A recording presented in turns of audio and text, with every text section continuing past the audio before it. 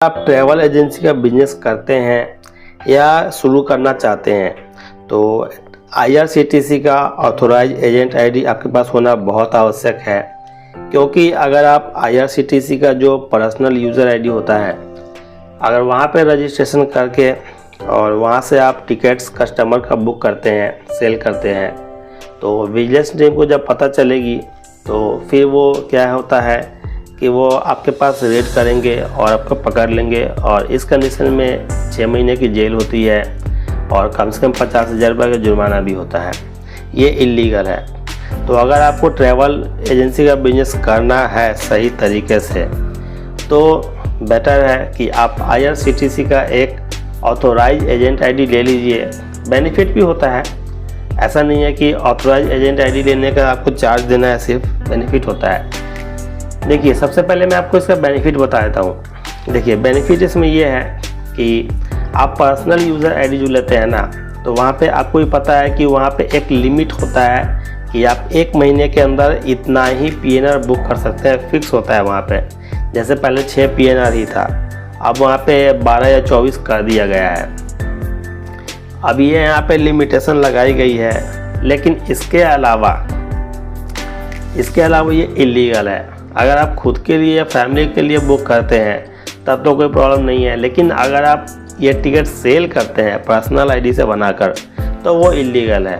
तो ऐसा कोई काम ना कीजिए कि बाद में आपको फंस जाए और फिर फ़ायदा ना हो। तो आपको आज मैं बताने वाला हूँ, पे पॉइंट इंडिया ने IRCTC का एक बहुत अच्छा स्कीम यहाँ पर लॉन्च किया है। वैसे तो बहुत सारी कंपनियाँ हैं जो कि IRCTC का आपको लाइसेंस प्रोवाइड करवाती है, ऑथोराइज एजेंट।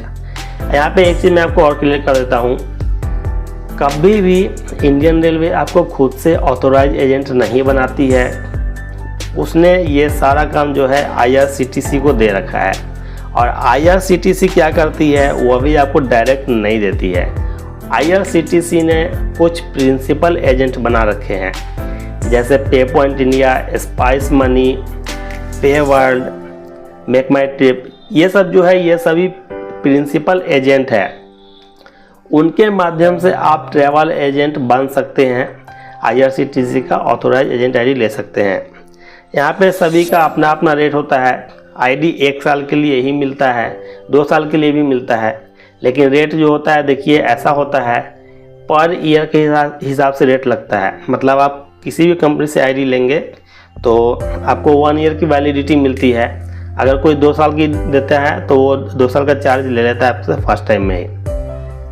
तो चार्जेस ऐसा है कि मान लीजिए कि आपको 3,000 रुपये से स्टार्ट होता है, वो 4,000 5,000 ऐसे जाता है, और कोई 2,000 में भी देती है, 1,500 भी कुछ दे रही है। जैसे पे पॉइंट इंडिया की बात करें तो पे पॉइंट इंडिया इस समय आपको मात्र 1,500 रुपये में IRCTC की ऑथोराइज एजेंट आईडी प्रोवाइड कर रही है।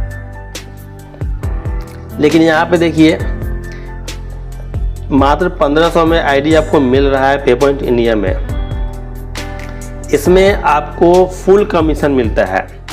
जैसे बहुत सी कंपनियां हैं जो कि आपको 3,000 4,000 में भी दे रही है, लेकिन आपको कमीशन फुल नहीं मिलता है।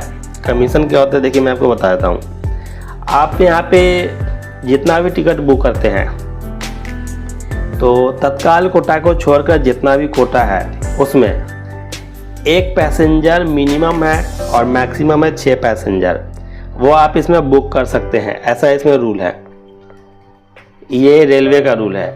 तो पर PNR मतलब 1 PNR में आपने 1 पैसेंजर का टिकट बुक किया, या 2 का, या 4 का, या 6 का, मतलब 1 पैसेंजर से लेकर 6 पैसेंजर के बीच में कितने भी पैसेंजर का आपने टिकट बुक किया, तो उस कंडीशन में 1 PNR का कमीशन आपको मिलता है।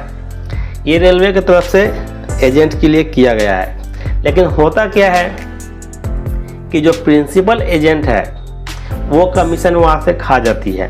जैसे मैं आपको एग्जांपल के लिए बता दूं, रेलवे की तरफ से मतलब IRCTC की तरफ से यहाँ पे ट्रैवल एजेंट के लिए निर्धारित किया गया है जो कमीशन, वो AC टिकट अगर बुक होता है तो पर PNR 40 रुपया निर्धारित किया गया है और नॉन AC में 20 रुपये निर्धारित किया गया है।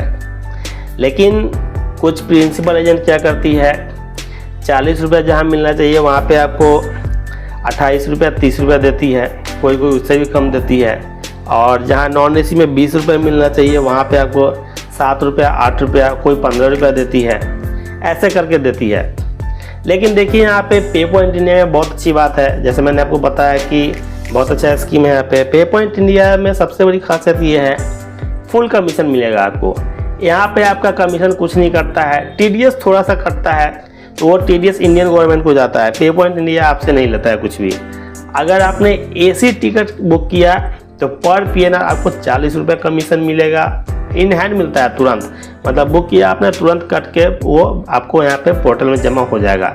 और अगर आपने नॉन AC टिकट बुक किया है तो वहाँ पे आपको 20 रुपया पर PNR कमीशन तुरंत मिलेगा। पैसेंजर 1 हो या 6 हो उससे मतलब नहीं है, वो अलग रूल है। पर PNR का यहाँ पे जो सिस्टम है वो आपको मिलता है। अब देखिए यहाँ पे 1500 रुपये में जो ID मिल रही है, मैं उसके बारे में भी थोड़ा आपको बता देता हूँ। देखिए यहाँ पे ID जो मिलती है ट्रैवल एजेंट को, 2 तरह की ID होती है IRCTC की। एक होता है डोंगल बेस्ड, एक होता है OTP बेस्ड। डोंगल बेस्ड में क्या होता है कि आपको एक डोंगल प्रोवाइड किया जाता है। आप जब भी टिकट बुक करेंगे तो डोंगल आपका सिस्टम से कनेक्ट होना चाहिए, उसके बाद ही बुक होता है। डोंगल सिस्टम से निकाल देंगे तो बुक नहीं होगा। और डोंगल वाली जो ID होती है वो सिर्फ विंडोज़ में सपोर्ट करती है, मतलब लैपटॉप या PC होना चाहिए, विंडोज़ उसमें डला हुआ होना चाहिए, तो ही वहाँ पे विंडोज़ हो या लाइनक्स हो तो वहाँ पे ये सपोर्ट करता है। अगर आप उसको मोबाइल में या iPad या टैबलेट वगैरह पे कनेक्ट करेंगे नहीं चलेगा। एंड्रॉयड पे चलता ही नहीं है, उसके लिए विंडो चाहिए। और दूसरा है OTP। OTP की खासियत ये है कि आपका जो ऑपरेटिंग सिस्टम है वो विंडो हो एंड्रॉयड हो कुछ भी हो, उससे कोई फ़र्क नहीं पड़ता है, उसमें कोई डोंगल नहीं मिलता है। इस वजह से OTP बेस्ड जो ID है वो laptop, PC, mobile, tablet, iPad किसी भी डिवाइस से वर्क करता है। तो बेनिफिट दोनों का ये है कि डोंगल वाला जो है लैपटॉप है तो आप उसको लेकर भी कहीं जा नहीं सकते हैं एनी टाइम, और OTP वाला है मान लीजिए आप कहीं पे जा रहे हैं घर से बाहर, ऑफिस से बाहर, उस टाइम बुकिंग आती है तो भी आप कर सकते हैं क्योंकि वो मोबाइल से बुक हो जाती है, बेनिफिट है। और आप देखिए इसका चार्जेस भी आपको बता देता हूँ। OTP वाले का चार्ज जो है मैंने आपको बताया 1500, डोंगल वाला ID लेते हैं तो उसका 4000 रुपये है। अब आप सोचेंगे कि OTP वाला में 1500 और उसमें 4000, ऐसा क्यों है, इतना डिफरेंट क्यों लग रहा है, डबल से भी ज़्यादा है। तो देखिए डबल से ज़्यादा इसलिए लगता है कि यहाँ पे आपको जो डोंगल प्रोवाइड किया जाता है ना, एक्चुअली में कुछ चार्ज उस डोंगल का भी होता है, तो वो जो आपको कंपनी देती है कुछ डोंगल का चार्ज होता है। और इसके अलावा IRCTC जो डोंगल वाली ID प्रोवाइड करती है उसका चार्ज IRCTC की तरफ से ही ज़्यादा होता है। डोंगल और OTP वाले का चार्ज IRCTC की तरफ से कम होता है। तो उनके तरफ से जो चार्ज है वो क्या है वो तो नहीं पता हमें, क्योंकि वो हमें मतलब डायरेक्ट वो एजेंट बहाल नहीं करती है, वो प्रिंसिपल एजेंट को ID बेचती है और प्रिंसिपल एजेंट जो है वो हम सभी को ID बेचते हैं। आप देखिए यहाँ पे एक और चीज़ मैं बता दूँ, डोंगल में ज़्यादा चार्ज लगता है उसका एक और बेनिफिट क्या है। देखिए ये चार्ज क्यों लगता है मैंने बता दिया है, अब बेनिफिट क्या है वो देखिए। बेनिफिट ये है कि अगर मान लीजिए आपको बहुत कम टिकट बुकिंग आती है, ज़्यादा टिकट बुकिंग नहीं करते हैं आप, तब तो OTP वाला आपके लिए बेस्ट है।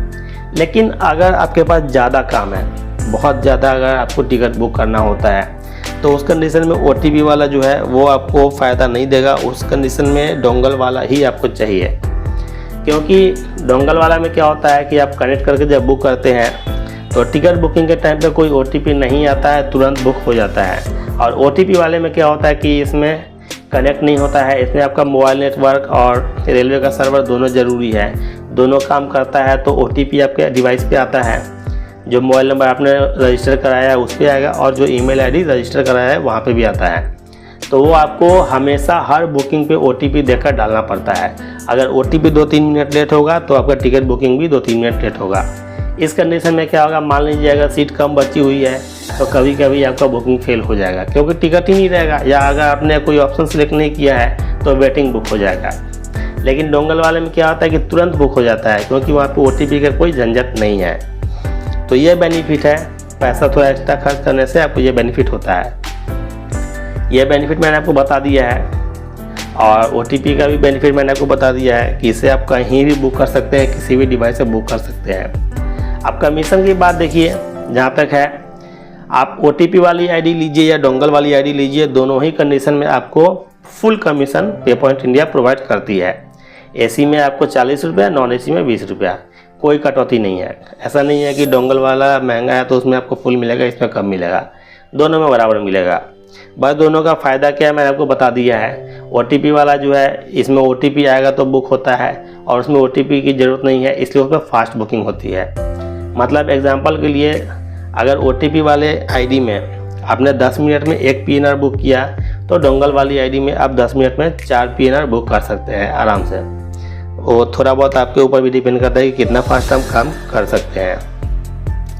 तो मुझे जहाँ तक इसमें जानकारी थी पे पॉइंट इंडिया का IRCTC से रिलेटेड, मैंने आपको सब कुछ बता दिया है। और अब इसका चार्जेस वगैरह जो है वो भी मैंने आपको बता दिया है। अब एक चीज़ और बता देता हूँ, देखिए यहाँ पे कुछ लोग गुमराह कर देते हैं। कुछ लोग कहते हैं कि डोंगल वाली ID जो है, पहले मैं भी यहाँ पे बताता था क्योंकि मुझे भी पहले ऐसा पता नहीं था, लेकिन जिन्हें जानकारी नहीं होता है वो जानकारी लेना भी नहीं चाहते हैं। तो देखिए यहाँ पे डोंगल वाली ID जो है, कुछ लोगों का कहना है कि 1 साल के लिए जैसे वैलिड होता है IRCTC का ID, आप लेते हैं तो उस समय से 1 साल वैलिड होता है, 1 साल के बाद एक्सपायर हो जाता है।